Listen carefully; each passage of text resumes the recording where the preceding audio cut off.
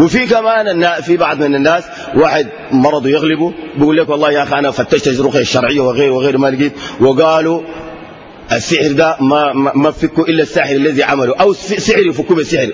بالنسبه للناس اللي بيأيدوا مشكله فك السحر بالسحر، زمان كان يمكننا شغالين الشغل ده عشان نفك لك السحر بالسحر بنعمل الآتي، ده جزء عشان اللي بيأيد بيقول المضطر بيركب الصعب والضرورات بيحمل المحظورات، الكلام اللي بيقوله ده النوع ده من الناس بنقول لك الآتي. زمان يوم كان دارين نفك السحر، يعني السحر وخاصة سحر المرأة، أحيانا في نساء بيكون عقيمات عقم ما بلدن فبيجوا بنقول لهم المرأة دي مسحورة، بنقول لك المرأة دي مسحورة وده فيها سحر خبيث جدا جدا، وده السحر اللي يفك بالسحر، بنقول لك خليها وامشي. احنا لقينا المعلومات دي من وين؟ اول ما انت جيت احنا بنستخدم الشفرات مع الجن، بنعلم ان هذه المرأة مثلا عقيمة من جانبك انت، هي ما عقيمة انت، يعني عندك نقص في الحيوانات المنوية، مش عارف عندك كذا، دي بنفك مشكلتها نحن، مشكلتها وزوجتك بنفك عليك نحن، لانك انت ما بتخصب، بنخصبها عليك نحن. بنقول لك شنو؟ بنقول لك دي فيها سحر، والسحر ده كبير جدا ومصيبه، والسحر من النوع الذي لا يفك الا بسحر. بعد ما نقنعك بالكلام السمع ده وغيره من الكلام عشان تقتنع، بتخليها، بنقول لك خليها وامشي، خليها معانا يومين ثلاثه وامشي. بنعمل لها شنو؟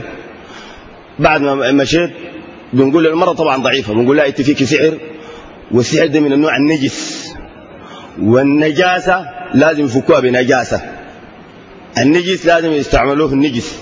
تعرفون المسألة دي مستدرجة لشنو؟ ايوه، بنقنعها بالحتة دي، وهي لجاهك لسلطتك لقرابتك لحبها فيك، اي كلام ينقوله بتنفذه. بنقول لها السحر ده نجس والنجاسة لازم تفك بنجاسة. بنقوموا بنعمل شغلة معينة وبنكتب في رأس الذكر كتابة ورسومات، وبنقول لها اليوم الفلاني انت كويسة؟ قال انا كويسة. يعني كويسة، لو ما فهمتها بنفهمها، يعني انت نظيفة من الحياط بتاع تحيض بتين الفترة الفلانية، بتنظف بتين بالفترة الفلانية. انتوا عارفين انه اي امرأة ما بتمسك يعني ما بتحمل إلا من اليوم الخامس والسادس من غسلها من الحيض، يعني أول يوم ثاني يوم، أصل مرة ما بتحمل في الأيام من 5 يوم وإنت ماشي. أي امرأة دي خبرة عارفينها من زمان، كانوا شغالين مع الجنون، فبنعرف أن المرأة دي مثلا بتحيض الليل وبتنتهي الحيض اليوم الفلاني، ويعني بعد 3-5 يوم بنقول لها تعالي في اليوم الخامس من الغسل أو اليوم السادس أو اليوم السابع، لأنه الجماعة خبروني في الأيام دي أنه إن شاء الله السحر ده ينفك. الخدام ولا الجماعة بنقوم بنكتب في رأس الذكر كتابة معينة، وأحيانا تكتب البسملة ذاتها. شوفوا الشغلة دي، البسملة بتكتبها في رأس ذكرك، وبتكتب طلاسم ثانية، وبتجي جاهزة، وبتقول لها النجاسة لازم تحل في نجاسة، وبتشتغل الشغلانية بكل صراحة. شوفوا الشغلة دي، دول بيشتغلوا ياتون ناس ابونا فلان، والجماعه اللي بدوا الولد بوقيه ذهب والبيت بنص وقيه، ولا الولد بقيتين ذهب، ده شغلهم. ده اذا كان القصر منك انت. اما اذا كان العقب منها هي، بنسعى القرينه. عندنا شفرات بنخش للجن وبنسال القرينه، المرأة دي مالها معاديه الشيطان، لانه في نوع من الشياطين بيسكن في الرحم، معاداه لهذه المراه، يعني هي قد تكون اذتهم، قد يكون عاشقة واحد من الجن، ما دايرة تلت من الراجل ده، حتى أنه بعد فترة يطلقها برضو جايز. نوع من الجنون بيسكنوا في داخل الرحم، ده مهمته شنو؟ بيعمل ركض، يعني شنو؟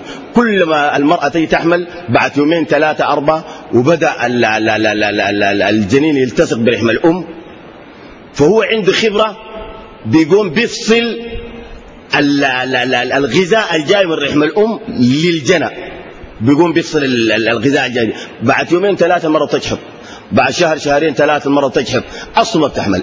ده عارفينه، بنعرفه بواسطة القرين.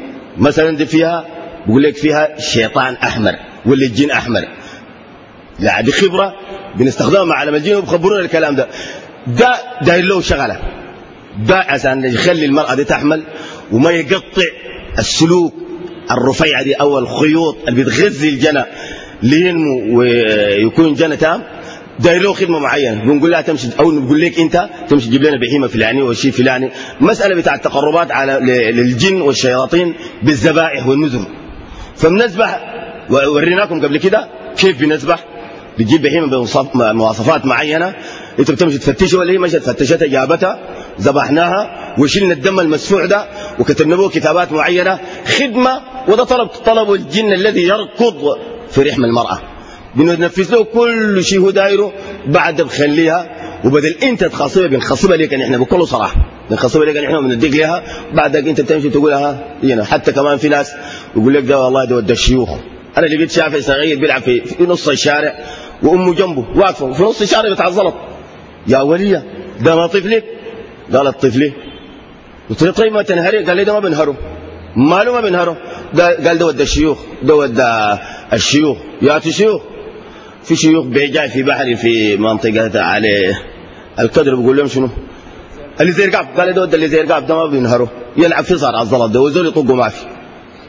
عداك له الله ولا عداك له الشيخ اللي زي رقاب؟ قال ادوني له شيخ اللي زي رقاب. اعتقاد تام. سبحان الله. شوفوا الشغله دي. يعني ده شنو؟ دي مسألة يعني احنا بنعملها وبندق له وانت بتقول خلاص الشيوخ ادوني. زنين المرأة بكل صراحة. ده شغل والله، ده شغلنا زمان شغالين الشغل ده 17 سنة. وزول جايب لنا خبر في الحتة دي ما في. والله الذي لا إله إلا هو.